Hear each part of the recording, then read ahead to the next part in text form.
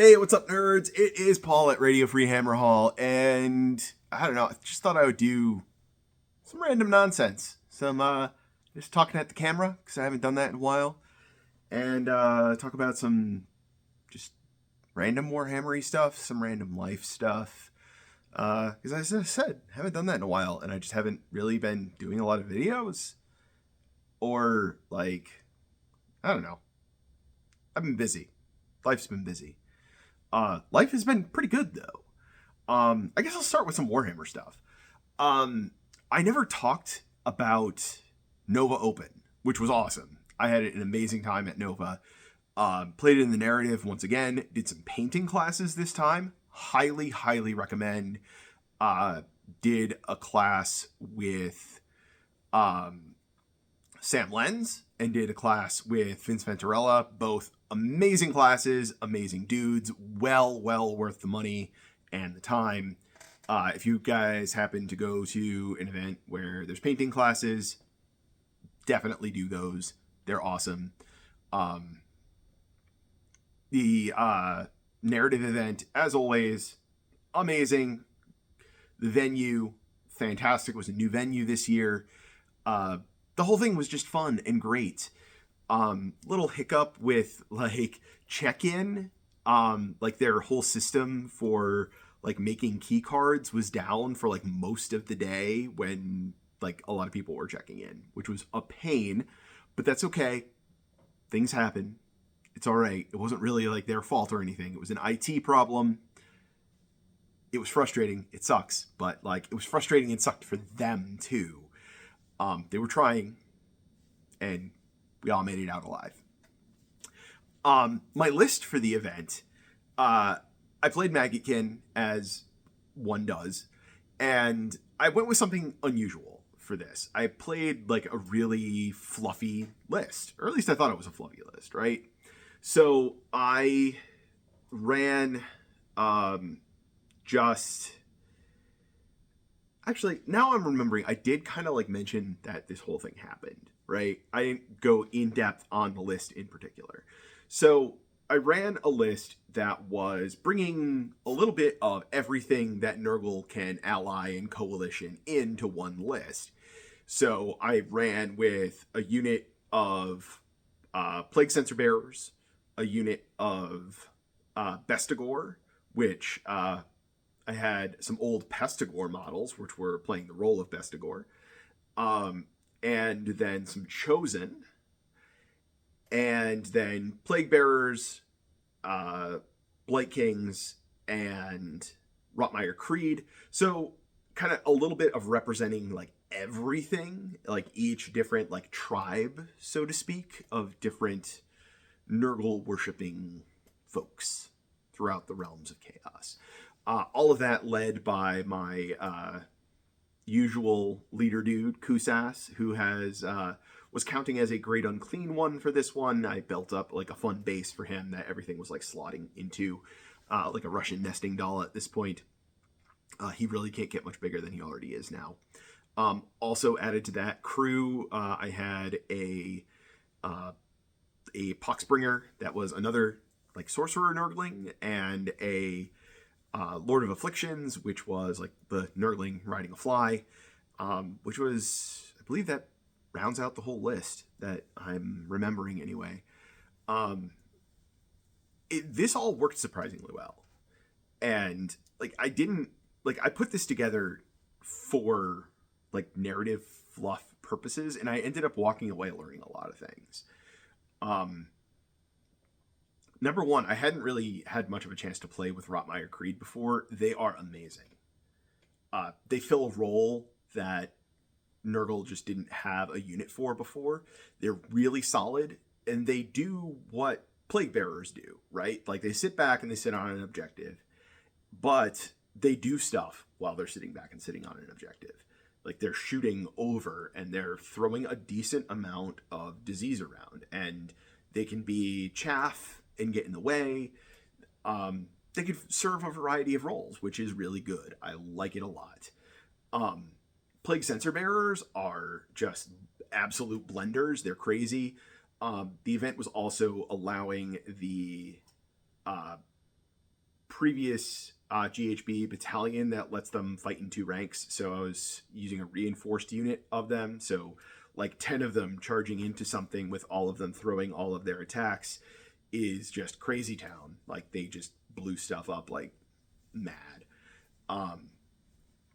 Everything else was still like solid.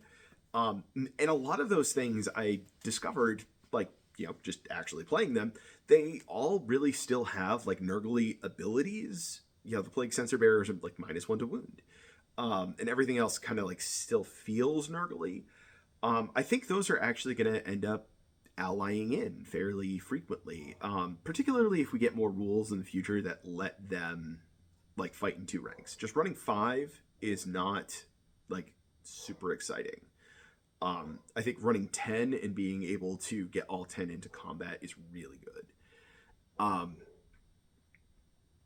I ended up, there were 4 regular rounds. I won all 4 of my games.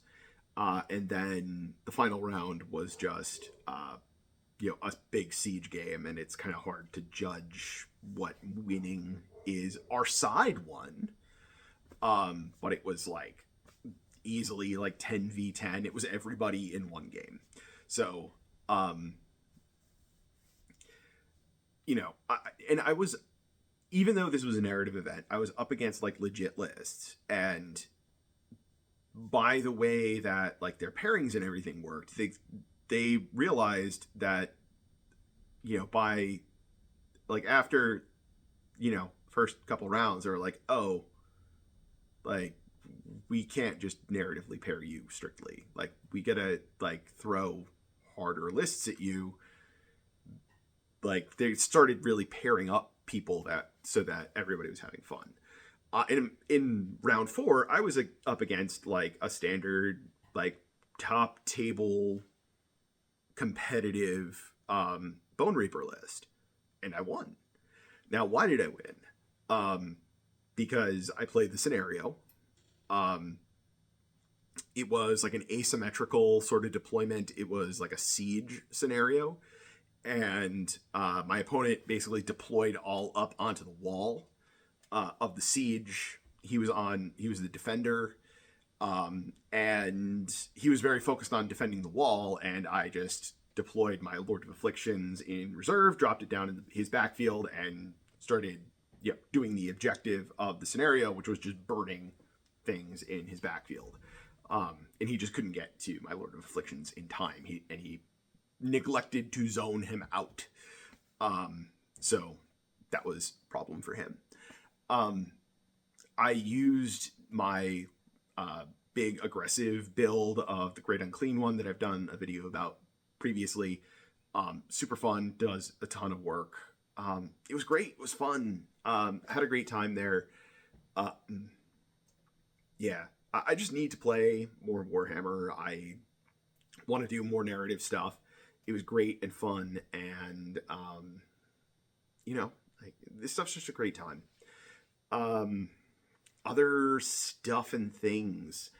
I like crazy thing in life in general. So in my professional life, I am an accountant, and so like long story short, I've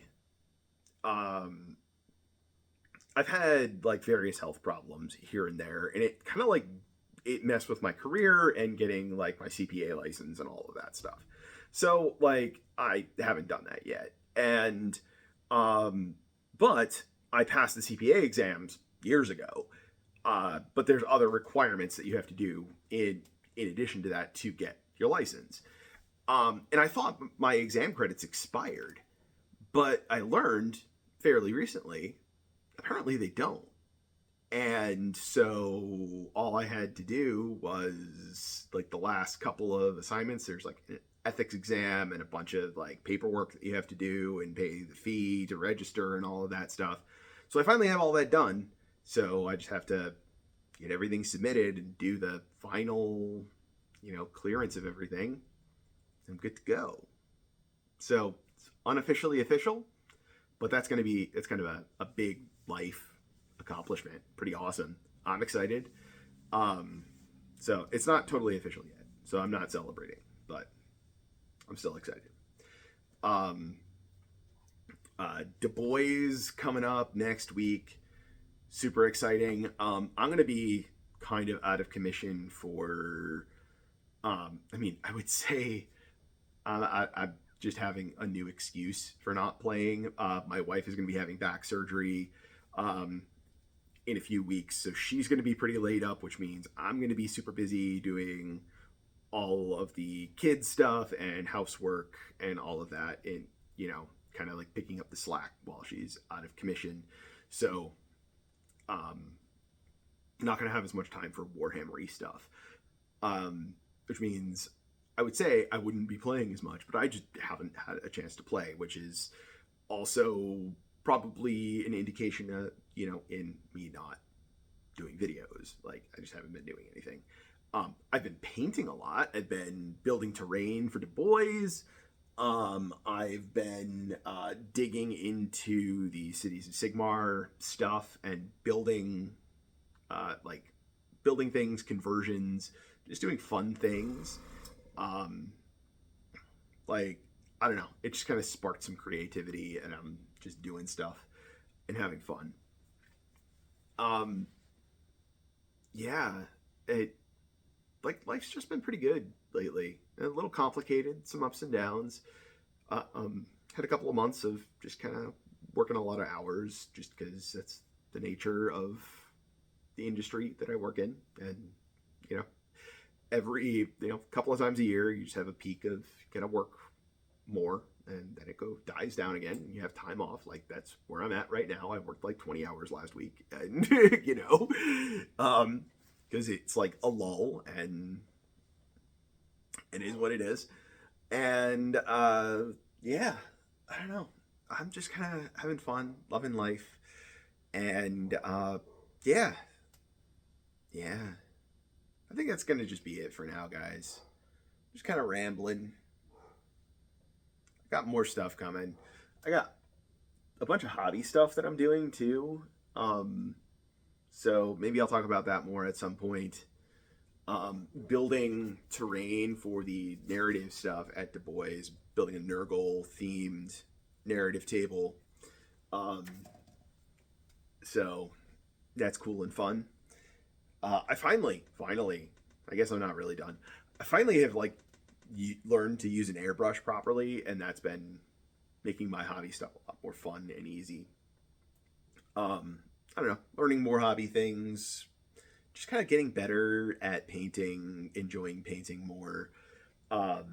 Just like my wife and daughter really wanted to get into Lorcana, so bought a couple of booster boxes of that and started playing that.